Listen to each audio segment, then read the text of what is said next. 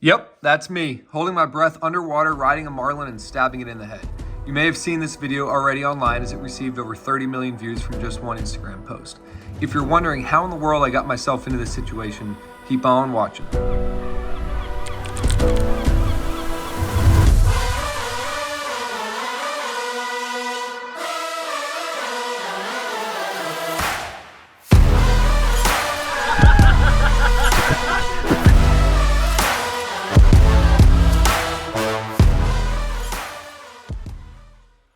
It all began with the flight from Tampa to Houston, then to Houston to Los Cabos, Mexico.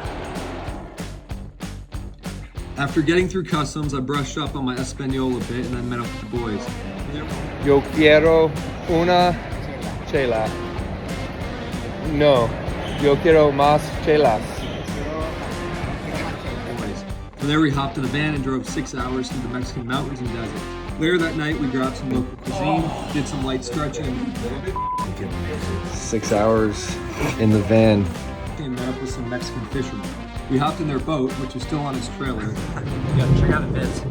Viz is top to bottom. A little murky actually. And were driven to a remote beach where the boat was launched. We were then ferried another 30 minutes into complete darkness across the Pacific Ocean before we ultimately docked at the mothership and were greeted by our spearfishing guide, CJ.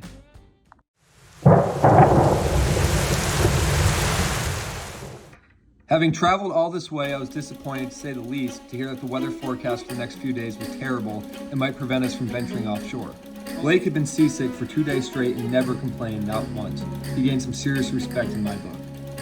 It was the third and final morning of the dive trip. At 4 a.m. we pulled anchor and began our 4-hour journey offshore.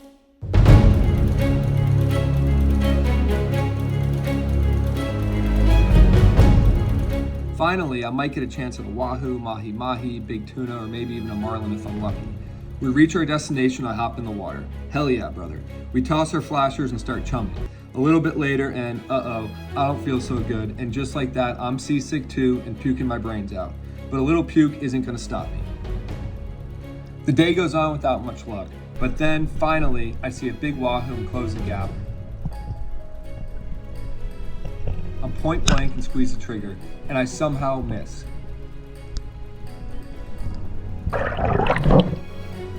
What the f is wrong with me, dude? Oh well, at least it wasn't the marlin I was after. Fast forward 10 minutes, and a beautiful striped marlin swims into the flashers and chum slick. I can literally watch it eating pieces of my chum. The moment I've been waiting for. I make a drop, close the gap, and when I'm point blank on this 150-pound fish, I squeeze the trigger. Almost an impossible shot to miss, and yet I miss again. Contemplating the meaning of life, I slowly make my way back to the surface, where CJ is waiting and ready to exchange some harsh words with me, and rightfully so. What's wrong with me? Not sure what made me feel worse, the verbal lashing, the rough seas, or the 2 back-to-back missed shots. With only 2 hours of diving left on this entire trip, I decide whether to keep diving or head back to the boat and crack an ice-cold cerveza. But I didn't come all this way to give up, so the answer is easy. I reload my spear gun and do my best to stay focused and prepare myself for the next opportunity.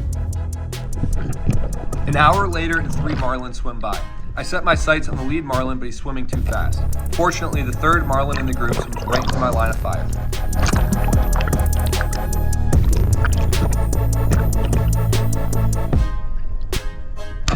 I squeeze the trigger and connect with a perfect holding shot. The marlin sounds for the depths and the fight begins.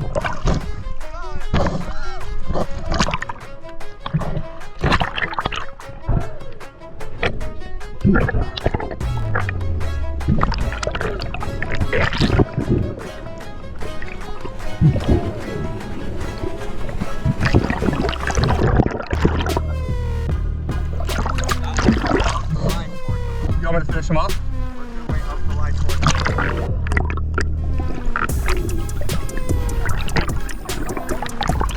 Can't go any further. Finally, after 3 tough days, my prized fish is within reach. I knew this marlin might have some energy left, so I needed to dispatch him as quickly and humanely as possible. I took a big breath and made a drop. I grabbed the marlin by the bill, pulled my knife out from my weight belt, and stabbed the fish in the brain, killing him almost instantly.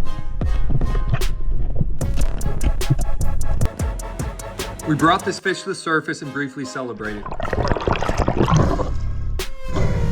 Let's go. God, I'm an idiot. When there's a lot more work to be done, we swam the fish back to the boat. The marlin was immediately bled, gutted, quartered, and put on ice. As our day was coming to an end, we slowly made our way back to port. We spent the rest of the night processing fish meat and vacuum sealing it.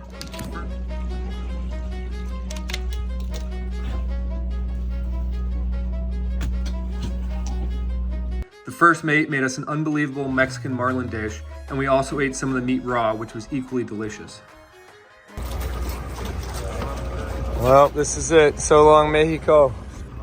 Getting it right back. Thank you. Adios, Capitan. Muchas gracias por los cigarretos.